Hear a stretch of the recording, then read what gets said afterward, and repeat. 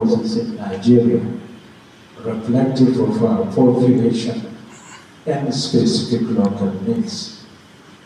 Let me say that despite financial constraints, including the low IGR we inherited, we have therefore, based on the presentation of the report, decided to implement the new minimum wage of 71,000 naira. Alhamdulillah, mai girma gwamna ya amince da biyan sabon tsarin albashi na naira 71,000. The new minimum wage will be effective from November 1st, 2024 by the grace of Allah subhanahu wa ta'ala.